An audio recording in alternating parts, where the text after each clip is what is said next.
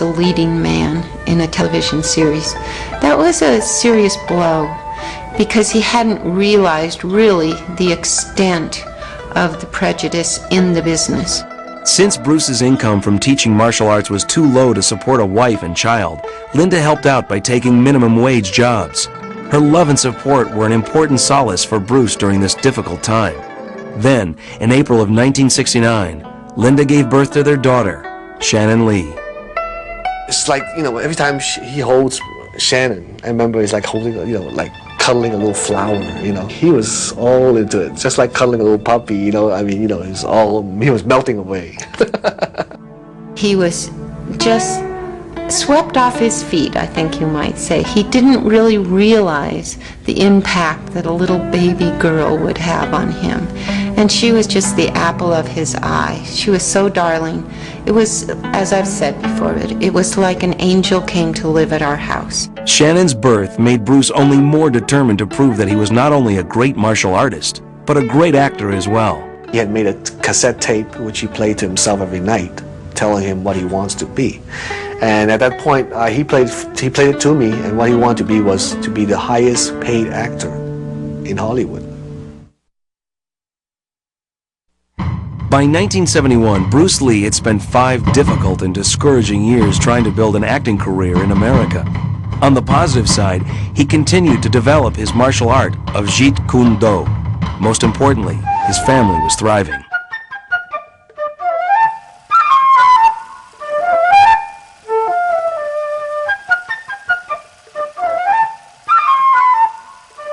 We had, I guess, the typical brother-sister relationship.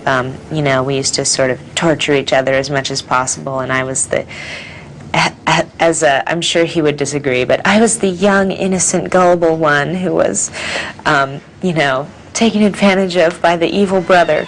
In 1971, Bruce visited Hong Kong to bring his mother back to join the rest of the family in California.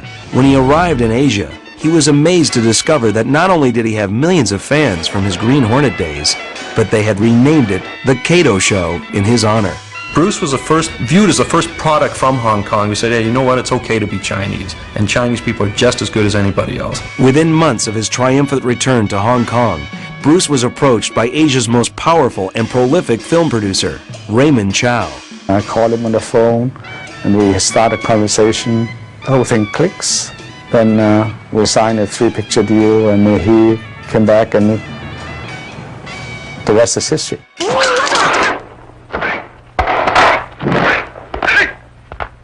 Bruce's first major starring role was in a small-budget martial arts film called The Big Boss. The Big Boss broke all previous Asian box office records. The reaction was so fantastic, so tremendous, to the point that the audience, I think, was sort of dumbfounded at the end of the thing and really wait for quite a few seconds, which not only to Bruce, but to a few of us, seems like a year until everybody broke out into thunderous applause. For the Lee family, the film's success meant a new start and a new life. When it was a sure thing that Bruce was going to go ahead and make the second movie in Hong Kong, then he said, we're moving to Hong Kong. It helped our children to realize that their heritage is Chinese and American. So they had that exposure there as very small children. And I went to an all-Chinese school and wore my little uniform and my little backpack to school even at the age of 3. They start pretty young there.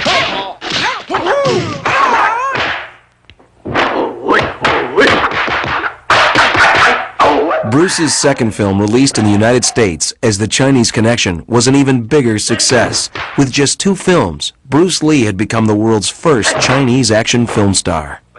Everyone viewed him as one of their own. And the interesting thing about it is that it cut across all cultures. It wasn't just Chinese, it wasn't Japanese, it wasn't just Asians. It was African Americans, it was Canadians, it was Caucasians. It was everybody felt something about Bruce. Most gratifying for Bruce was that his philosophy of flowing around obstacles like water had proven successful. He had overcome the shame of living in an occupied country and honored his ancestors by creating a positive Chinese role model that all people could relate to. be formless, shapeless, like water. Now you put water into a cup, it becomes the cup. You put water into a bottle, it becomes the bottle. You put it in a teapot, it becomes the teapot. Now water can flow or it can crash. Be water, my friend.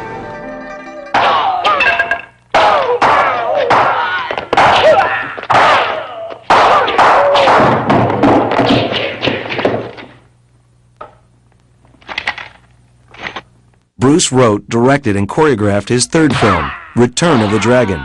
He even played percussion on the film's soundtrack.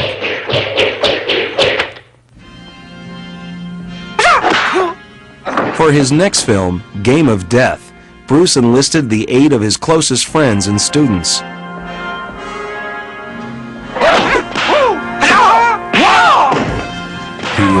got in touch with me and asked me to come to Hong Kong. Maybe we could shoot some scenes for a movie.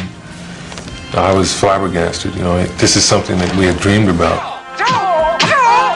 Bruce's work on Game of Death was interrupted in 1972 when he was offered the starring role in a big-budget Hollywood martial arts film.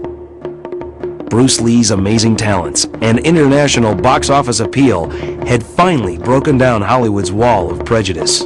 When it was finally decided that Warner Brothers would make this co-production with Bruce, which ended up to be Enter the Dragon, he was ecstatic. This triumph made Bruce only more driven to succeed. His Chinese language films, though box office hits, earned barely enough to support his family.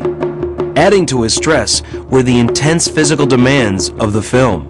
Demands so intense that on May 10th, 1973, Bruce Lee collapsed and almost died.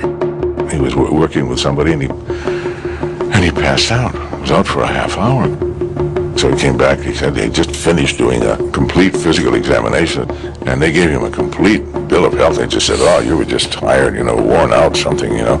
After finishing Enter the Dragon, Bruce immediately returned to work on Game of Death in Hong Kong. During a business meeting, he suffered a severe headache, took a prescription pill offered by a friend, and laid down to take a nap.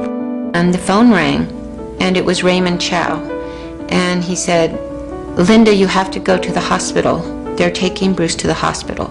They brought him in, and he was unconscious, and they were just trying all these life-saving measures on him. Finally, I asked someone who was a medical person standing next to me. I remember thinking in my head, I don't want to ask if he's died, so I said, is he alive? And they just shook their head. On July 20th, 1973, at the age of 32, Bruce Lee died from an allergic reaction to the prescription pill he'd taken. His family, friends, and fans around the world were stunned. When I first heard it, was just more shock than sadness or anything. Didn't have time to think about that. It was just shocking. More than 30,000 mourners crowded the streets of Hong Kong to pay their last respects to their fallen idol. Bruce Lee's funeral was held in Seattle. Among the pallbearers were Robert Lee, Dan Inosanto, Taki Kimura, James Coburn, and Steve McQueen. To see the influence that he had, you know, like it was still present in the room. You know, all of the people that he'd touched was carrying a little piece of the knowledge of Bruce.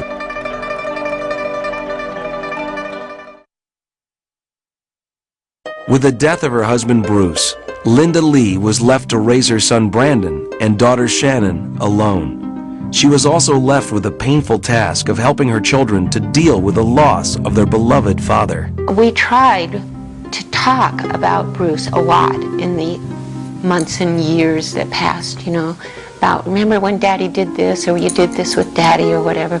And yet that was very hard, especially for Brandon. I remember on one occasion he said, "Stop talking about Daddy." He was so hurt. He was so hurt. Weren't we all? Fortunately, Linda was able to draw on the same strength of character that had helped her overcome her family's initial rejection of Bruce, Bruce's trials in Hollywood, and their financial hardships. Her courage and maternal instincts helped ease this difficult transition.